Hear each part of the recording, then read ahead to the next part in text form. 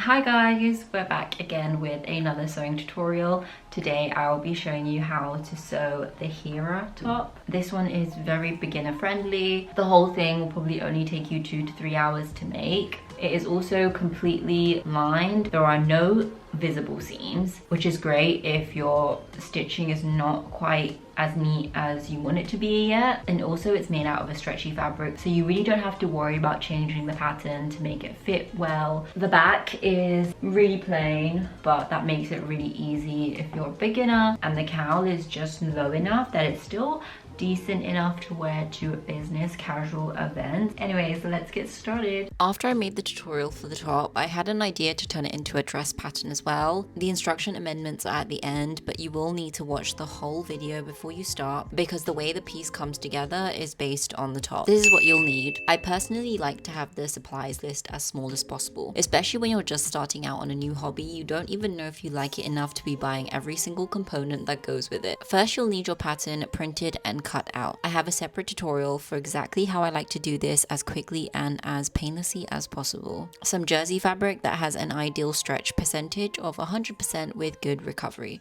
For the polka dot dress, I did use a fabric that was only 60%, but I highly do not recommend it. The cowl kind of sags unflatteringly in certain positions, and it's also way too tight. If you are going to use a fabric with less stretch, be sure to size up. You can measure your fabric stretch content by taking a small folded piece and seeing how far it stretches. You don't want to pull it so hard that it won't recover, but the ideal amount should stretch to twice its length and return back to its original unstretched length. Some matching thread to go with your fabric, a ballpoint / jersey needle. This will prevent skipped stitches. Then the rest of your general sewing equipment. So some scissors, pins, rulers, which you might not even use, and a sewing machine and iron. You actually don't need an overlocker if you want to sew just the top. Before you start sewing, change your needle to a jersey or a ballpoint needle. For your stitch settings, you can sew using a stretch stitch or a zigzag stitch. I would suggest a stretch stitch as you can use the same settings for the whole project, and as a lazy perfectionist, I love that. Other sewing machine settings you might want to consider if your machine has them is lowering the presser foot pressure. Lowering the pressure for knit fabrics helps to prevent the fabric from stretching as you sew. Cut out your pattern onto your fabric, fold your fabric in half so the selvage is on the left and the right. Line up the front piece to that top edge which is folded and place the back piece onto the fabric. You should have one long front piece that has been cut on the fold and 2 back pieces. If you are choosing to add a label, sew it now to one of your center back pieces on the right side. You can use a regular straight stitch.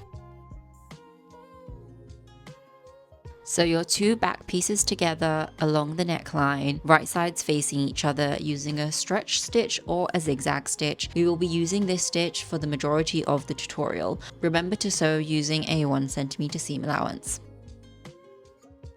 Understitch that seam, press the seam allowance to the side with the label or either side if you are not adding a label, then sew a new stitch a couple of millimeters away from the first line of stitching with the fabric open. This keeps the seam from curling onto the outside of the fabric. Next, sew the armholes. Fold the back pieces back so that the right sides are facing each other. If you want to, you can pin the armhole seams before we sew them. Sew along the curve of the armhole on both sides, leaving the top of the straps open. We want to understitch this seam as well. This time, however, make sure you are understitching the seam allowance to the same side that you understitched the neckline, so that the stitching is only visible on one of the back pieces. This will be the lining. You won't be able to understitch right into the strap as it gets skinnier, but just sew as far as you can. Do the same thing for the armholes on the front piece. Make sure the front piece is folded so that the right sides are facing each other, and sew the armholes in the exact same way along with the understitching. Make sure the understitching is facing the same side of the fabric. Now give everything a press. Next, sew the side seam, place the front piece onto the back piece with the right sides facing each other. So the understitching should be on the top and the bottom. Lift the top layer on one side and match up the middle 2 layers and pin in place up to the armhole. Repeat on the other side.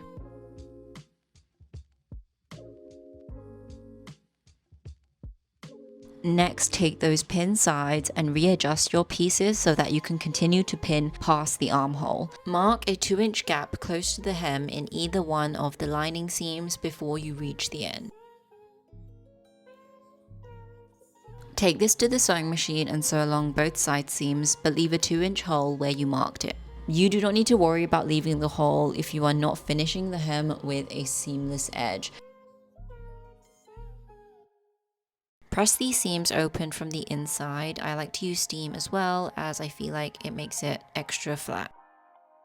Turn the piece back out to the right side and sew a very small tacking stitch at the underarm at the very top of the side seam, following the seam you just stitched. This also keeps the lining from curling outwards. To finish the shoulder straps, feed the back shoulder strap between the layers on the adjoining front shoulder strap. Match up the seams on the strap, making sure you don't have any twisting, and sew across. To avoid shifting and create a neater finish, I find it helps to start sewing a couple of centimeters in from the edge and make sure you're catching all the layers in that first stitch. Finally, the hem. These are not the only ways to finish a hem. This is a solution to still keep all of the raw edges inside so you don't have to overlock anything. For the beginner option, do not leave the hole in step 9. Iron the hem so that both seam allowances fold towards each other. Now top stitch both layers a couple of millimeters away from the edge. For the seamless option, place fingers inside the hole you left in the lining side seam and pinch the hem at the seam allowances. Pull the hem through the hole until you can see enough of it to match the side seam and pin it. Keep pulling the hem through until you reach a few notches. Keep pulling the hem through until you reach a few notches and potentially the other side seam.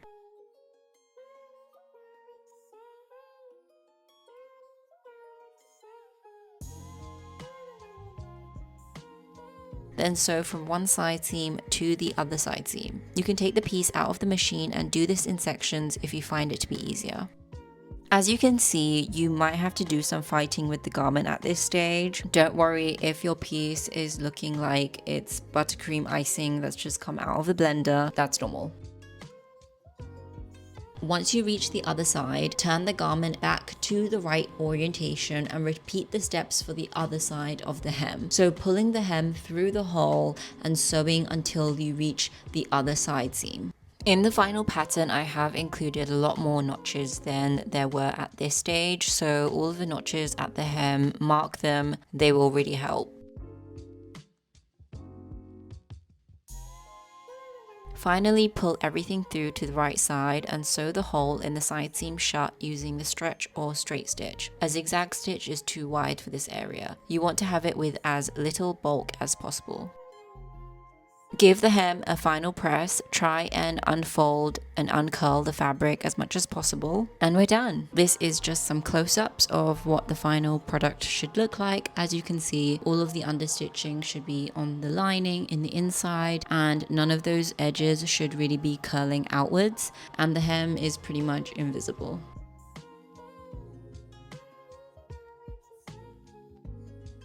Now we are going to go immediately into the dress amendments. Firstly, some extra equipment. As mentioned at the beginning of the tutorial, you will need an overlock. This is because we are not closing the hem shut in the same way as we did with the top, and therefore all of the internal seams will be visible. The second thing you'll need if you do want to do the waist ties is a loop turner. The first amendment is a bit more of a suggestion. Since we are introducing the overlocker, you might choose to sew the back neckline and armholes with an overlocker instead.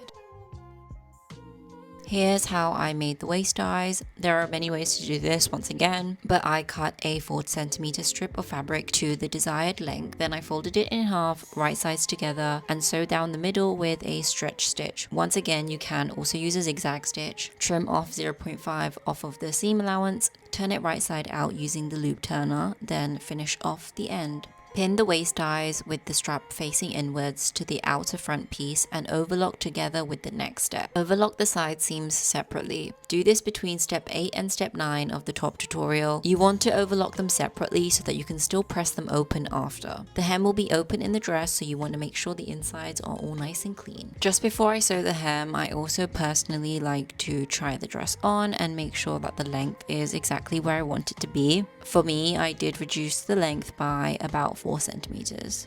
Measure 3 centimeters up from the outer layer hem and measure 5 centimeters up from the lining layer hem. You want the lining to be a couple of centimeters shorter so it doesn't show from the outside. Measure and trim both layers evenly all the way around, overlock, then top stitch it down using a 1 centimeter seam allowance.